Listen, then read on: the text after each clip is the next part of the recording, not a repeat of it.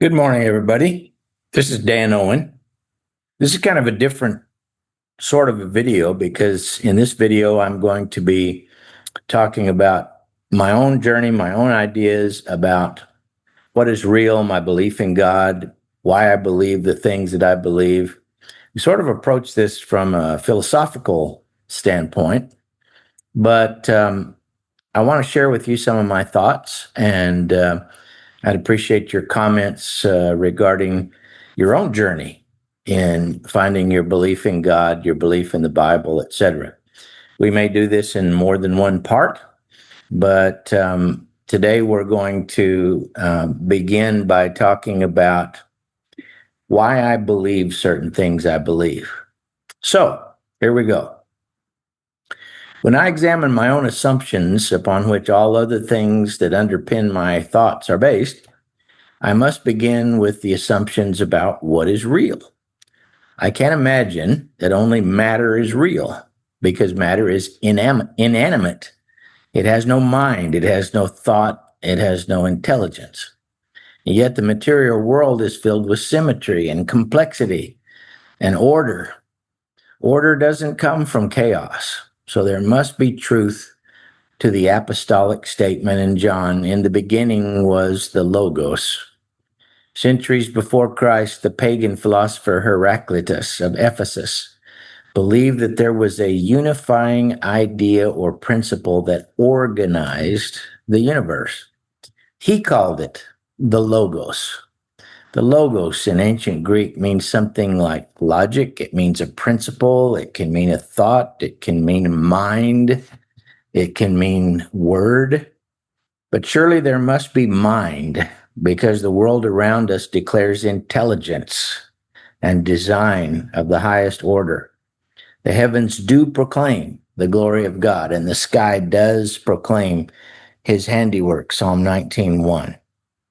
The invisible attributes of God are truly clearly seen, being perceived in the things that are made, even his everlasting divinity and power, Romans 1:19. These things must be true because I cannot explain the things that exist before my eyes in any other way. I believe that mind is a reality because there is purpose, there is planning, there is creativity all around me. Matter doesn't do anything or plan anything or look into the future or try to predict anything. All of these are functions of mind. They're functions of volition. Therefore, there must exist more than the inanimate material of the universe. I believe that matter certainly exists, but can only be a part of what is real. I certainly cannot explain this vast and complex universe in terms of Darwin's theory that there is an eternal, mindless process in endless progress in the universe. This process, which randomly and without any direction produced the organized and complex wonders of the world around us. I just can't believe that. There are many issues which macroevolution, as explained by Darwin, just simply can't explain. For example, the abrupt appearance of developed species in the fossil record does not fit Darwin's theory of gradual macroevolution into different species. Also, the DNA in lesser species is not sufficient to produce more advanced species, just like a computer cannot produce something that is beyond the program that is uploaded into it. So the DNA program in those lesser species doesn't have the programming to produce the greater species. It just doesn't make any sense. Darwin and his heirs have asked us to believe, against all probability, that the complex systems we see in animals and plants and insects and human beings are just random accidents produced by millions of years of natural selection. However, selection is by definition a choosing. It is a volitional activity. Nature is not a person who can choose. Darwin often spoke of nature in his book as a she, as if she was a person. This shows the hypocrisy of his theory and the fact that his theory is actually a faith that is based on philosophical assumptions, which are based on Hegel's dialectics of an ever improving natural process. There is this mindless process, he said, in the world, and this process is always making progress, making things better and better. We just don't see that. The fact that mutation in life forms is invariably negative and not positive makes this idea extremely improbable.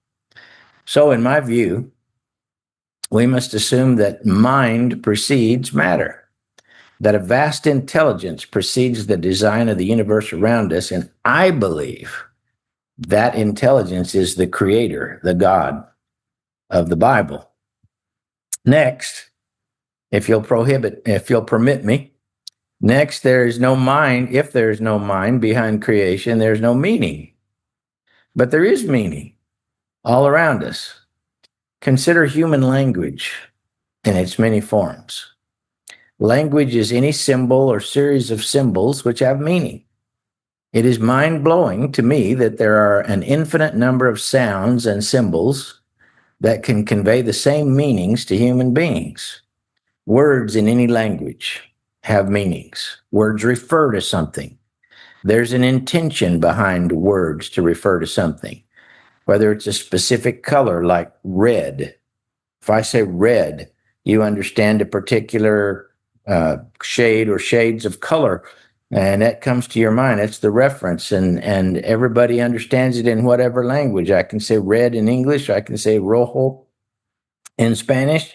People get the same meaning behind that.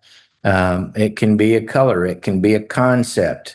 I can say rabbit in English, and everybody gets a picture of this animal with big feet and floppy ears and a cottony tail, and that's a rabbit. I can say conejo in Spanish, and they get the same picture in their mind. This is words are symbols to people that have meanings, and those words completely mean nothing without a mind to decipher that word, you see.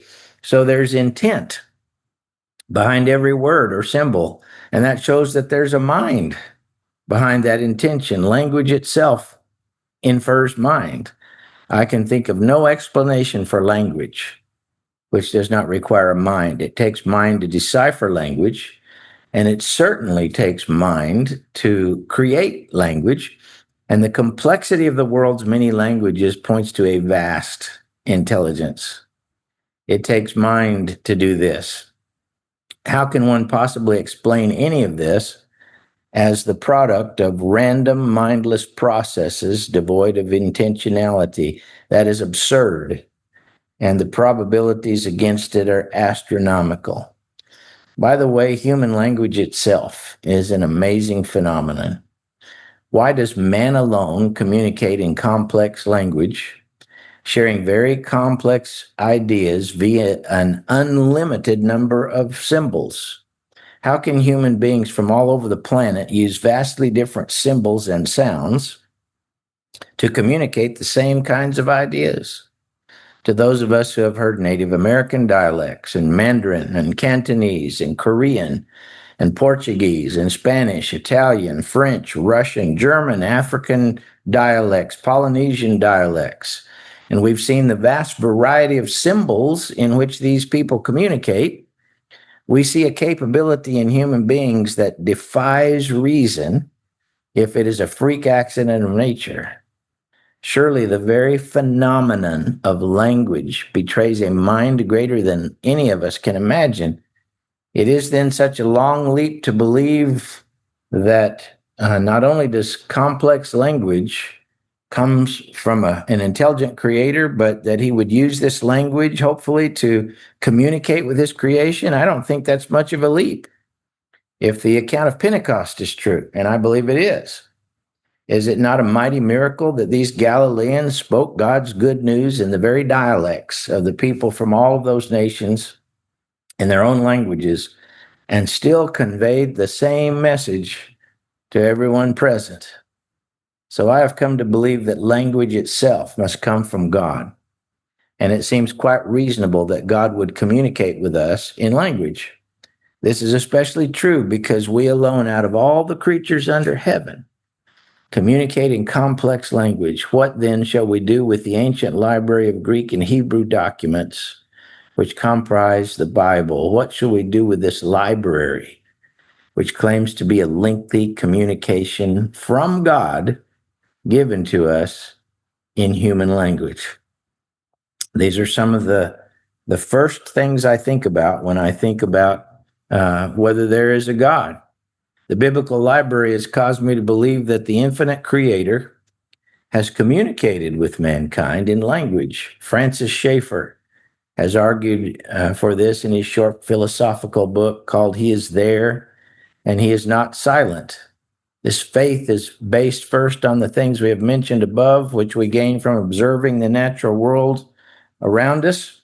This faith is also based in the Bible, an amazing library of books which claim to tell us what the Creator has chosen to reveal to us. Paul asked, "Who among men knows the things of a man except the spirit of the man that is in him? Even so, nobody knows the things of God except the Spirit of God, but God has revealed them to us by the Spirit." I believe that that's true and that God has used this marvelous miracle of language to communicate through His Spirit to mankind. Next, what are you going to do with the fact that in human beings, that atheists and naturalists say is just a phenomenon of mindless evolution? What are you going to do with the fact that in human beings there is this sense of oughtness, this sense of good and evil? From whence does this sense of good and evil and should, where does it arise? Why is this sense in man when it seems to be lacking in the lower animals?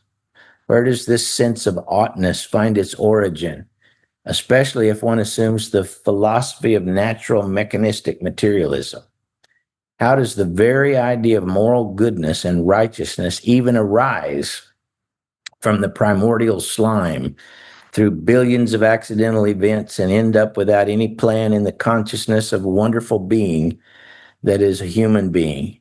B.F. Skinner says that this sense of good and evil is in man's DNA, evolved over millions of years, and it comes from behaviors that we humans have found are beneficial to our own survival.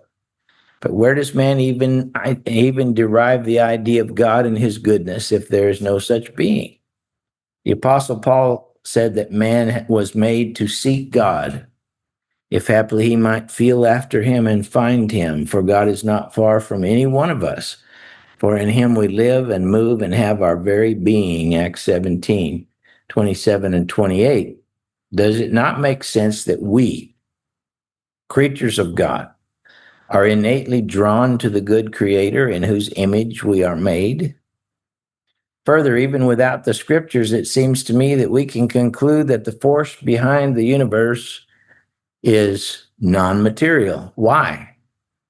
We can assume this because the universe is vast and we see design absolutely everywhere, from the tiniest atomic particles to the planets and the stars. No single man or animal who is limited to a certain space could have such a capacity, so vast, a reach of power as to produce this vast complexity. But Scripture teaches that God is a spirit, not confined to a fleshly body. And He's not confined to a certain space. He's omnipresent. This makes logical sense to one who, on the one hand, sees a vast universe with a complex design on every side, and on the other hand, does not see any entity in this universe capable of making or managing such a vast and complex thing. So I've chosen to believe in an eternal spirit, an eternal mind who has shaped and managed all that we see around us from its very beginning. Now, this is just the start of some of my thought processes that have brought me to be a believer in God and a believer in creation and a believer in the Bible. Perhaps we'll do part two, of this pretty soon, and I'll give you some of the reasons why I believe that the Bible is God's word, is the communication from heaven, and some more things that have led me to be a Christian and to base my worldview on the Bible and Christianity. But this is a start, and I hope that you will give your comments about this and that you will consider the things that I've said. Many of you have much greater capability than I, but this is my personal journey on some of the thinking that has led me to believe what I believe and live my life like I'm trying to live it. Hope God will bless you and that He'll take care of you this week. And I hope you have a great day. God bless.